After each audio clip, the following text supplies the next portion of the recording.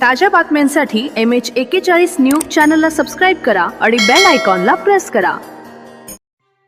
Solar plant cable चोरी टोळी, गजाआड 4 आरोपी अटकेत। 395 किलो तांब्याच्या तारा जप्त। नाशिक जिल्ह्यात सोलर प्लांटवरील केबल चोरी करणाऱ्या टोळीला स्थानिक गुन्हे शाखेने गजाआड केले असून 4 चोरट्यांना अटक करत 3 गुन्हे उघडकीस आणले आहेत। 355 किलो वजनाच्या तांब्याच्या तारा व सुमारे 7,45,000 रुपयांचा मुद्देमाल हस्तगत करण्यात आला आहे। नाशिक ग्रामीण जिल्हा पोलीस अधीक्षक बाळासाहेब पाटील यांच्या सूचनेनुसार जिल्ह्यातील न उघड चोरीच्या गुन्ह्यांचा आढावा घेऊन तपासाला गती देण्यात आली होती। त्यानुसार स्थानिक गुन्हे शाखेचे पोलीस निरीक्षक रवींद्र मगर यांच्या पथकाने सोलर प्लांट केबल चोरी प्रकरणाचा समांतर तपास सुरू केला।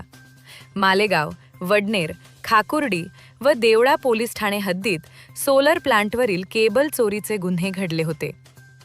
गुप्त माहितीच्या आधारे मालेगाव व सटाणा तालुक्यातील आरोपींना ताब्यात घेण्यात आले।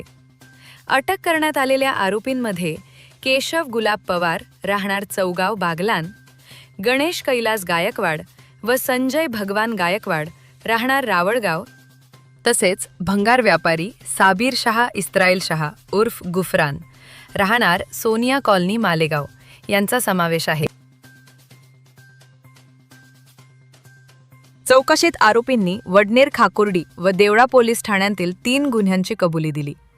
आरोपींकडून 395 किलो तांब्याच्या तारा, Maruti Eeco car, Bajaj motorcycle व लोखंडी कटर असा एकूण 7,45,000 रुपयांचा मुद्देमाल जप्त करण्यात आला आहे। ही कारवाई नाशिक ग्रामीण अपर पोलीस अधीक्षक आदित्य मिरखेलकर व अपर पोलीस अधीक्षक मालेगाव तेगबीर सिंह संधू यांच्या मार्गदर्शनाखाली करण्यात आली।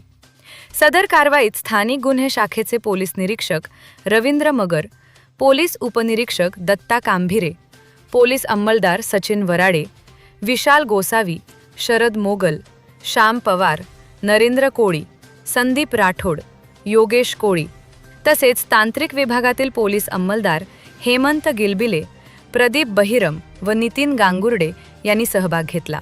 या आरोपींकडून सोलर प्लांटवरील केबल चोरीचे आणखी गुन्हे उघडकीस येण्याची शक्यता पोलिसांनी व्यक्त केली आहे।